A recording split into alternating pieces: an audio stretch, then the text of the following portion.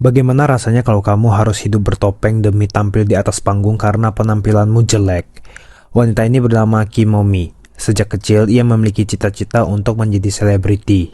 Saat tampil di panggung waktu SD, ia selalu mendapatkan tepukan tangan yang meriah karena ia diberkati bakat dalam menari dan bernyanyi yang luar biasa. Ia sangat menyukai hal itu, namun seiring bertambahnya usia, penampilan wajah ia pun berubah. Ia selalu dipanggil jelek mulai masa remajanya, dan tepukan tangan di bawah panggung sudah tidak meriah lagi seperti dulu. Bahkan ibunya saja sudah merasa cita-cita Momi untuk menjadi artis hanyalah sebuah mimpi. Mulai disitulah Momi mulai patah hati. Setelah menginjak usia dewasa, Momi bekerja di sebuah perusahaan asuransi seperti pekerjaan kantoran pada umumnya. Tapi dia masih tidak bisa melupakan cita-cita saat kecil. Pada malam hari, ia mulai melakukan live streaming dengan rambut palsu dan topeng. Ia menamakan dirinya Masker. Tentunya banyak yang suka pada live streamingnya.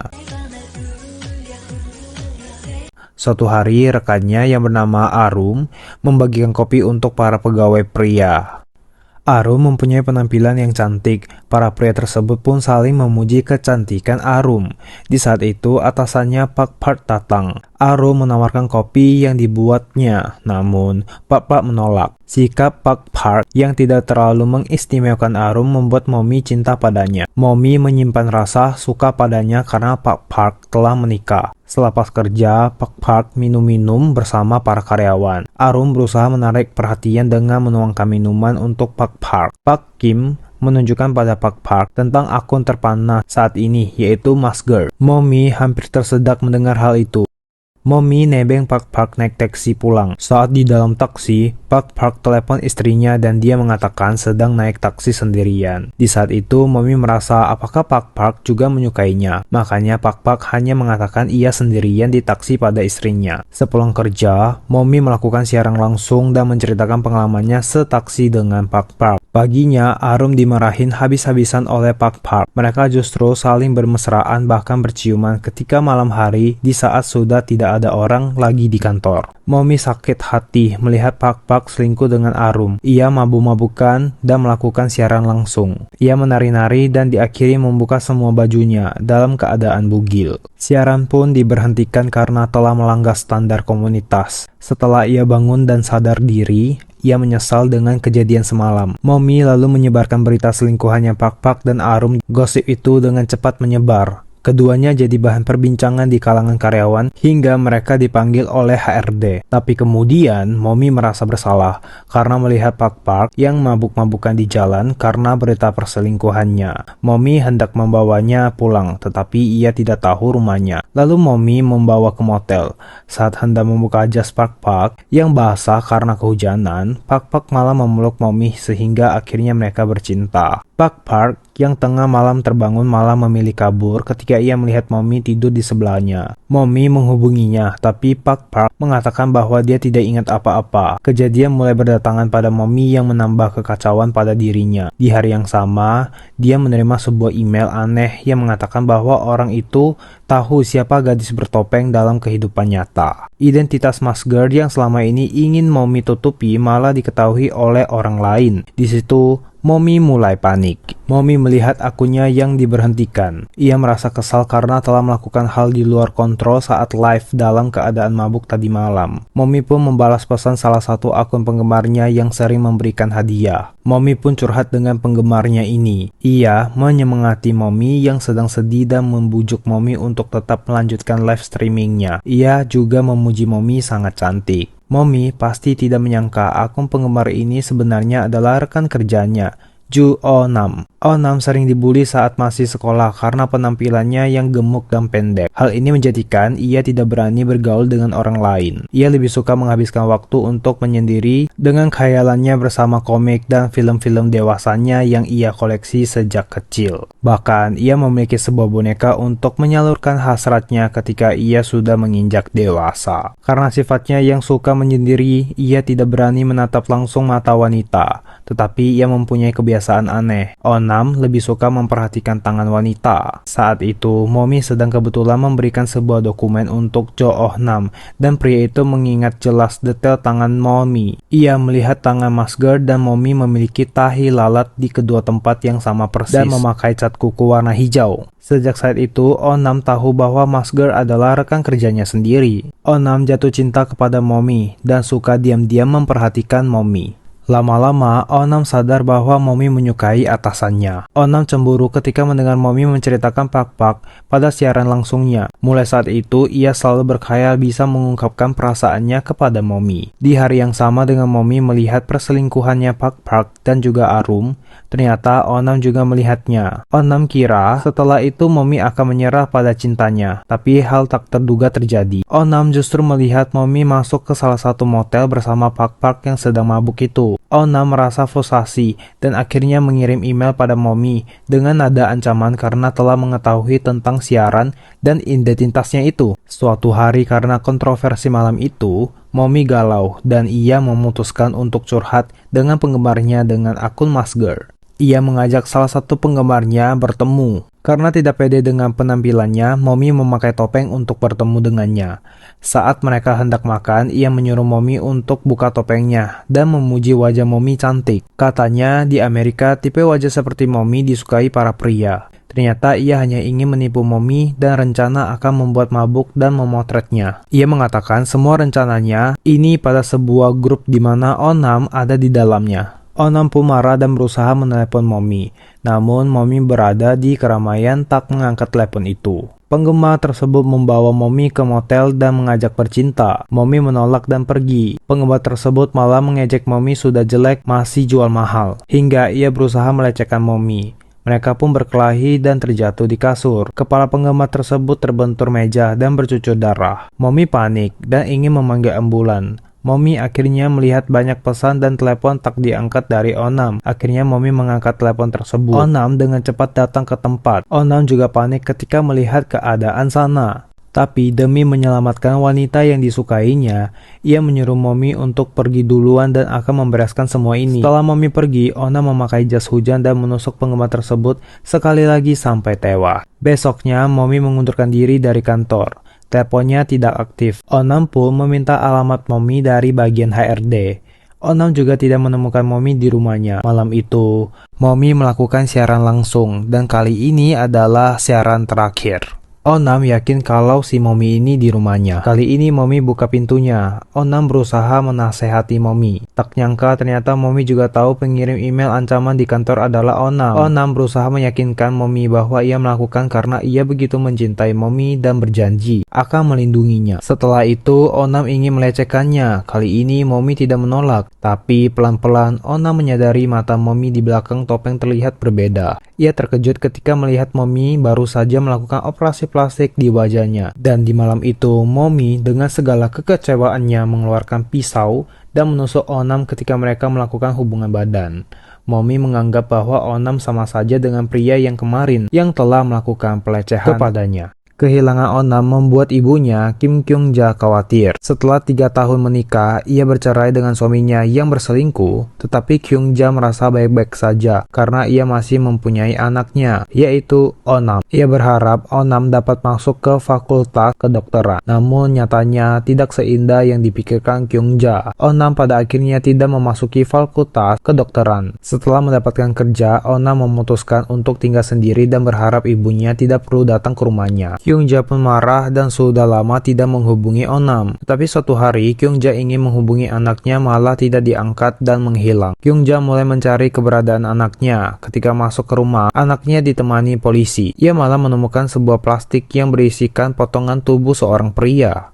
Kyung-ja langsung pingsan di tempat. Setelah penyelidikan, untungnya jasad itu bukan Onam, tetapi pria yang malam itu dibunuh oleh Onam. Polisi mulai mencurigai Onam terlibat dalam kasus pembunuhan pria itu dan melarikan diri. Polisi mulai menginterogasi rekan kerja Onam. Polisi mendapatkan informasi Onam pernah meminta alamat Momi sebelum ia kehilangan. Polisi pun mulai mencurigai Momi dan menyelidiki kontrakan Momi. Momi sudah pindah dan katanya pemilik kontrakan sepertinya wanita itu menjalani bedah plastik. Polisi mengira Onam melarikan diri dengan Momi. Pada rumah Onam justru ditemukan banyak video dewasa ilegal di komputernya dan mainan dewasa. Polisi menyimpulkan Onam memiliki masalah psikolog hingga ia berperilaku mesum. Hal ini membuat Kyung-ja marah. Ia memutuskan untuk mencari anaknya sendiri. Karena masih gaptek, ia memulai kursus komputer. Ia bahkan menutup kedainya dan menarik seluruh uangnya untuk mencari keberadaan anaknya. Komputer Onam pun dipenuhi dengan masker. Ia pun mulai dengan menggali semua informasi tentang masker. Kyung-ja menghubungi salah satu followers masker. Followers ini mengirim sebuah video seorang wanita yang sedang menari dan wanita ini mirip dengan masker. Wajah wanita itu dengan masker walaupun berbeda, tapi badan dan cara menarinya sangat mirip. Follower ini mencurigai wanita yang sedang menari itu merupakan Momi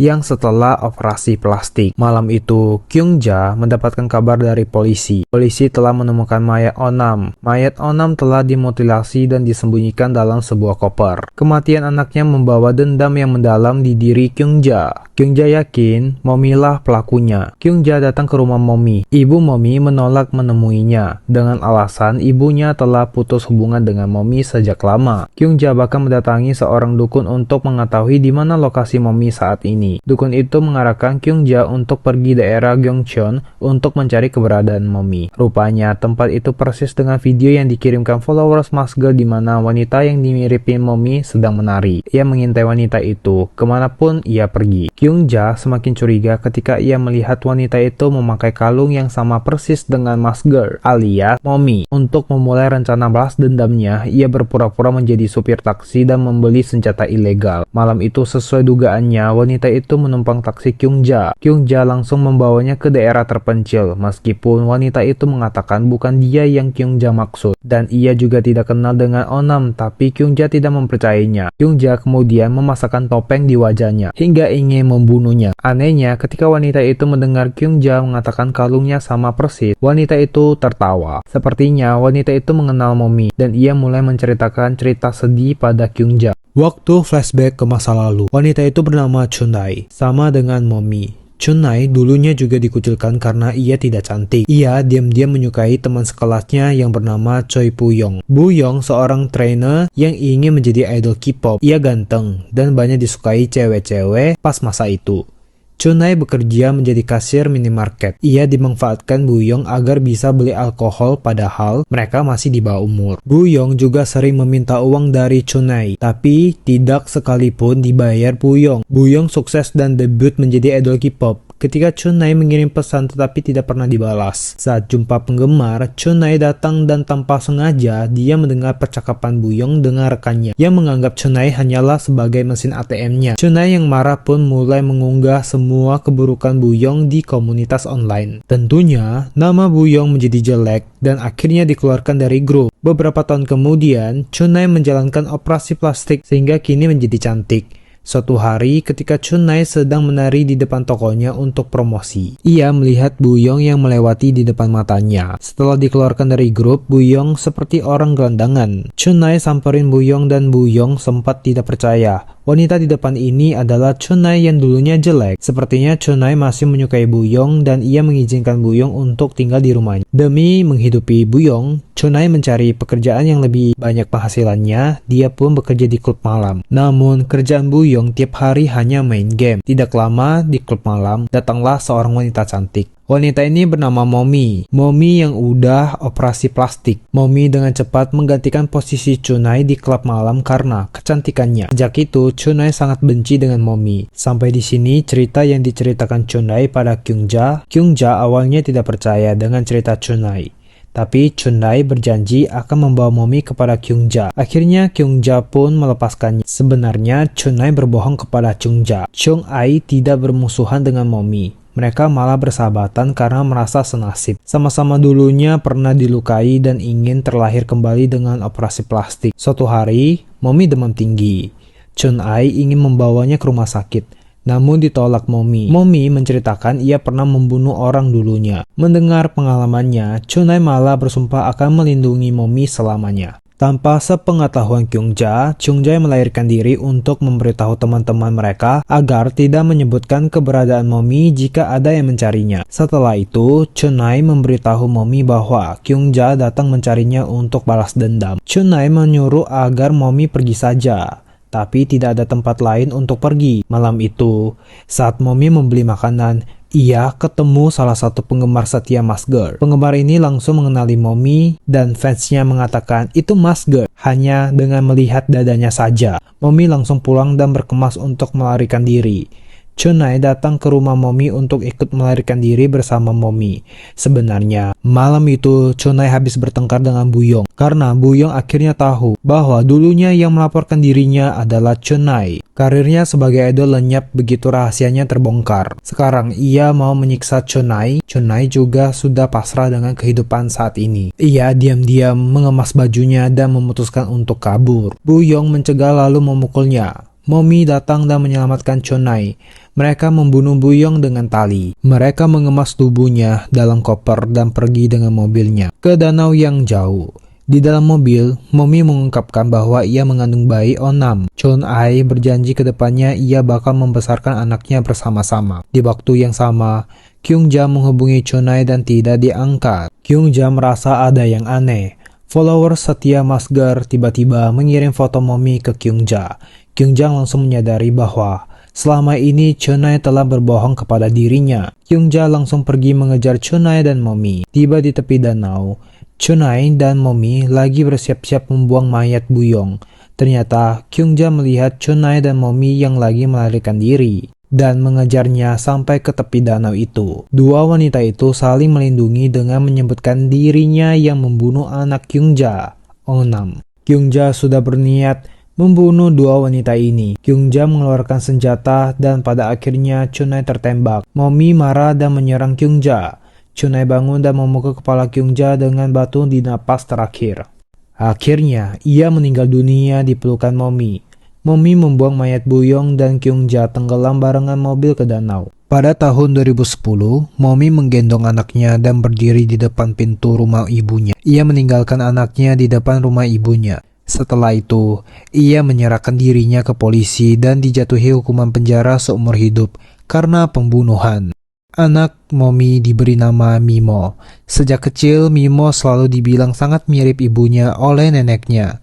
Mimo juga suka make up dan menari, tetapi neneknya tidak pernah menceritakan tentang sosok ibunya kepada Mimo. Mimo pertama kali mendengar kabar ibunya dari teman-temannya, karena teman-temannya pada gosipi Mimo adalah anak dari pembunuhan berantai Masger, yaitu Momi. Mimo langsung dijauhkan dari teman-temannya. Dengan rasa penasaran, Mimo pun mencari informasi tentang ibunya di internet.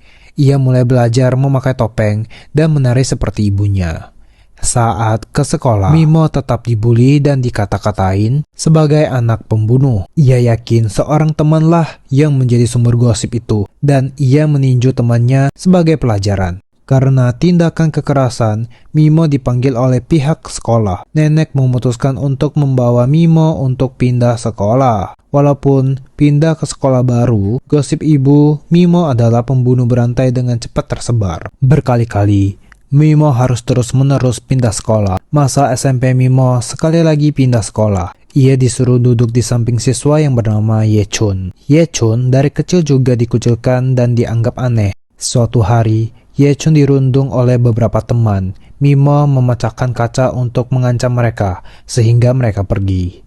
Mulai dari situ, Yechun mulai akrab dengan Mimo. Yechun bercerita bahwa dia punya ibu tiri yang tidak ingin dia memelihara kucing dan ayah yang suka melakukan kekerasan. Yechun berharap ayah dan ibunya mati. Mungkin karena merasa senasib, Mimo pun akhirnya membuka dirinya dengan menceritakan dirinya. Mimo menceritakan ibunya sedang dalam penjara dan ia dari kecil tidak tahu siapa ayahnya. Saat Yechun pulang ke rumah, ibunya sedang membereskan rumah. Ayahnya sedang memanggang daging sambil menjaga dua adiknya yang masih kecil. Keluarganya terlihat sangat harmonis, tidak seperti yang diceritakan Yechun. Ternyata Yechun hanya berbohong pada Mimo. Hubungan Mimo dan Yechun semakin akrab. Yechun yang mengetahui ibunya Mimo sebagai napi pun mencari di internet berita tentang Masger. Akhirnya Yechun mengerti maksud Mimo yang selama ini ingin melarikan diri dari rumah. Demi mengabulkan impian Mimo, ia diam-diam menjual baby walker milik adiknya dan mendapatkan uang. Ia ingin menyewa rumah dan hidup berdua dengan Mimo. Mimo pun berusaha mencari uang dengan mencuri laptop, tetapi ketahuan. Nenek marah dan mengusir Mimo. Mimo ingin menumpang seharian di rumah Yechun, tapi Yechun beralasan ayahnya sedang parah kelakuannya dan menoleh Mimo. Tidak ada cara lain. Akhirnya Mimo tidur di sekolah. Pagi harinya, ia mendengar ada dua murid yang sedang bergosip tentang dirinya yang merupakan anak Masger. Mimo marah dan pergi meninggalkan sekolahnya. Nenek mencarinya dan tidak menemukan Mimo. Setelah mengetahui ternyata Mimo menghilang, Yechun mulai mengkhawatirkan Mimo. Yechun mencari di tempat biasanya mereka nongkrong, tapi ia tidak menemukannya. Tiba-tiba, ia mendapatkan telepon dari Mimo. Mimo mengajaknya ketemuan di dekat jembatan. Mimo marah pada Yechun, karena hanya kepada Yechun lah Mimo menceritakan dirinya adalah anak Masger. Kyungja yang melihat semua ini dari kejauhan mengeluarkan senyuman yang licik. Ternyata, Kyungja tidak meninggal dunia. Saat itu, ketika Momi memasukkan Kyungja ke dalam mobil yang tenggelam, Kyungja terbangun. Ia berhasil menyelamatkan diri dengan memecahkan kaca mobil. Setelah itu, Kyungja menjalankan operasi plastik untuk mendekati Momi. Ia bersusah payah mencari keberadaan Momi. Dan setelah 1 tahun, ia mendapatkan kabar Momi menyerahkan diri dan masuk penjara dari berita. Awalnya, keinginan Kyungja untuk balas dendam sudah mulai meredah. Tetapi setelah melihat anak Momi, ia kembali ingin membalaskan dendamnya lagi. Kyungja membuka stand tepoki di depan sekolah Mimo dan berusaha mendekati Mimo. Pelan-pelan Mimo mulai dekat dengan Kyungja. Ternyata Kyungja lah yang sengaja menyebar gosip Mimo adalah anak Masger kepada orang tua anak-anak lain. Di sana, Mimo mulai dijauhkan oleh anak-anak lain. Mimo selalu datang curhat kepada Kyungja tentang bagaimana ia dikucilkan. Kyungja mengajari Mimo untuk menyerang dan membalaskan dendam jika ada yang membulinya. Mimo mendengar kata-kata Kyungja dan menyerang anak-anak yang pernah membulinya. Dan pada akhirnya, Mimo dikeluarkan oleh sekolah. Mimo tidak ingin berpisah dengan Kyungja karena Mimo merasa hanya Kyungja yang mengerti perasaannya. Sebenarnya, ketika Yechun dibully teman-temannya, Yechun tidak membongkar Mimo adalah anak Masger, tetapi malah Kyungja yang memberikan tahu temannya. Dengan ini, Kyungja berhasil memutus pertemanan Mimo dan Yechun. Kyungja telah mempersiapkan balas dendam ini selama 10 tahun. 10 tahun yang lalu, Momi setelah menyerahkan diri, ia dibawa ke penjara dan diperiksa seluruh badan. Seorang teman satu tahanan menyambutnya. Di tahanan itu ada sekelompok napi yang sangat ditakuti lainnya. Ketua geng itu bernama Yun Suk. Ia dihukum karena menghasut pembunuhan. Ia membayar seseorang untuk memutilasi suami dan selingkuhannya. Tiba-tiba, Momi dipanggil Yun Suk dan ditampar hanya karena Momi sangat mirip dengan selingkuhan suaminya. Suatu hari, Momi tidak tega melihat seorang napi yang tidak diperbolehkan makan 3 hari apabila masuk tahanan karena perzinahan. Momi tidak menerima aturan konyol ini yang dibuat oleh kepala geng Eun Suk. Momi kemudian membagikan makanannya ke napi itu. Hal ini justru membuat Eun Suk marah karena telah menantangnya. Momi pun bertengkar dengan anak buah Eun Suk yang berbadan kekar dan berakhir di ruang isolasi sendiri. Momi menanyakan kenapa hanya ia yang diisolasi. Sipir itu mengatakan bahwa dia tidak boleh mengusik anak buah Eun Suk. Berkali-kali Momi memancing emosi Eun Suk dengan mengusik anak buahnya. Apabila dimasukkan ke ruangan isolasi, ia akan menunggu waktu keluar dari ruangan isolasi dan mengusik lagi. Eun Suk menyadari bahwa Momi bukanlah wanita biasa. Ia datang untuk berbaikan dengan Momi. Waktu telah berlalu hingga suatu hari Momi menerima sebuah surat. Surat itu berisi informasi tentang anaknya. Kau harus juga merasakan kehancuran anakmu. Begitu isi pesan surat itu. Karena surat itu, Momi berencana untuk kabur. Momi menyambung-nyambung kain untuk melarikan diri, tetapi kain itu jahitannya putus saat dipakai Momi memanjat dinding penjara. Ia kemudian dikirim ke ruangan isolasi. Kepala penjara memberikan sebuah Alkitab kepada Momi agar dia bertobat. Semenjak itu, Momi mulai berdoa tiap hari. Ia diisolasikan selama 1 bulan. Sebelum kemudian, Momi terlihat sangat religius sekarang. Suatu hari, Momi melihat Eun Suk menangis. Ternyata, ia menangisi nasib anaknya yang mengalami gagal ginjal dan butuh donor. Momi pun menawarkan ginjalnya untuk anaknya. Eun Suk terharu dan memeluk Momi. Besoknya ada acara pelayanan doa di tahanan. Ternyata, salah satu sukarelawan adalah Kyungja. Kyungja memprovokasi Momi dengan kata-kata mengancam. Momi tidak lagi menahan emosinya dan menyerang Kyungja. tetapi langsung ditahan para sipir. Kyung-ja dengan ekspresinya yang licik dan meninggalkan tahanan. Di sisi lain, setelah Mimo kabur dari rumah, ia tinggal di rumah Kyung-ja. Kyung-ja menyuruh Mimo agar menelepon neneknya dan bilang bahwa dia baik-baik saja. Tetapi jangan memberitahu neneknya di mana keberadaannya. Saat itu, nenek juga sedang lagi datang ke kantor polisi untuk melaporkan kehilangan cucunya. Nenek terlihat sangat khawatir dengan Mimo. Tiba-tiba, nenek menerima telepon dari Mimo. Mimo menyuruh neneknya jangan mencari dirinya. Ia tidak akan pulang ke rumah lagi dan langsung mematikan telepon. Nenek menerima telepon lagi. Kali ini adalah teleponan dari Momi, mengkhawatirkan keselamatan anaknya yang menghubungi nenek.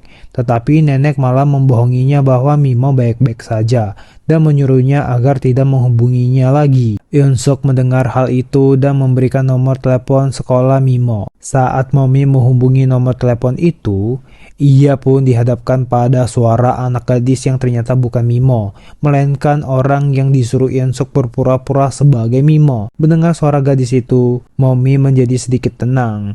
Eun-suk sengaja memberikan foto seorang gadis yang mirip dengan Mimo kepada Momi untuk dijadikan kenangan. Ternyata ini semua merupakan rencana Eun-suk agar Momi tenang menjalani operasi transplantasi ginjal. Paginya, Momi dibawa ke rumah sakit untuk menjalankan operasi. Saat berada di rumah sakit dan menunggu jadwal, Momi melarikan diri dan berakhir ditabrak mobil. Momi menahan kesakitannya dan pergi menyelamatkan Mimo. Di sisi lain, Kyung-ja membeli berbagai perlengkapan dan bahan peledak untuk melancarkan aksinya. Saat pulang, Kyung-ja disambut dengan kue ulang tahun yang telah disiapin Mimo. Karena Mimo telah menganggap Kyung-ja sebagai neneknya sendiri. Ekspresi Kyung-ja terlihat sedikit tergoyang. Tetapi hal manis ini masih bisa dipadamkan dengan api dendam Kyung-ja. Ia diam-diam memasukkan obat tidur ke dalam sup dan Mimo tertidur setelah meminumnya. Sementara itu nenek bersama Ye-chun terus mencari keberadaan Mimo. Paginya Ye-chun menggali informasi ternyata nenek penjual tabokila yaitu Kyung-ja yang menyebar gosip Mimo. Ye-chun mencari nenek Mimo dan mereka berangkat ke rumah Kyung-ja untuk mencari keberadaan Mimo. Saat Mimo terbangun, ia telah diikat di ruangan bawah tanah. Kyung-ja menyalakan kamera untuk memotret momen terakhir Mimo kepada Momi. Nenek Mimo duluan sampai ke rumah Kyung-ja, malah ditusuk Kyung-ja. Sementara Ye-chun yang sampai belakangan disuruh nenek untuk menyelamatkan Mimo dulu, Ye-chun turun ke ruangan bawah tanah dan menyelamatkan Mimo. Ye-chun meminta maaf kepada Mimo dan bukanlah ia yang menyebarkan gosip itu. Kyung-ja menusuk nenek dengan gunting. Untungnya Momi datang tepat waktu untuk memukul kepala Kyung-ja. Nenek dengan napas terakhir meminta maaf dengan Mimo dan Mimo juga menyesal atas kebodohan yang ia lakukan. Nenek pun meninggal dunia. Momi akhirnya ketemu dengan anaknya dan bersiap-siap meninggalkan tempat ini. Sayangnya Kyung-ja masih hidup. Momi menahan Kyung-ja untuk memberikan waktu pada Mimo dan Ye-chun melarikan diri. Polisi tiba di lokasi kejadian dan ingin menangkap Momi kembali ke penjara. Tak disangka, Kyung-ja mengarahkan senjatanya pada Mimo agar Momi juga merasakan sakitnya kehilangan seorang anak. Momi memblokir peluru itu dengan tubuhnya sendiri dan Kyung-ja berakhir ditembak polisi. Tak lama kemudian, semuanya kembali normal. Orang tua Ye-chun menjadi wali Mimo. Mimo kembali ke sekolah. Kini Mimo tidak lagi membenci orang-orang. Mimo menemukan rekaman ibunya menari saat masih SD. Dalam rekaman itu, cita-cita Momi saat kecil yaitu ingin menjadi seorang yang dicintai semua orang. Mimo menonton rekaman itu sambil menetes air mata. Cerita berakhir di sini.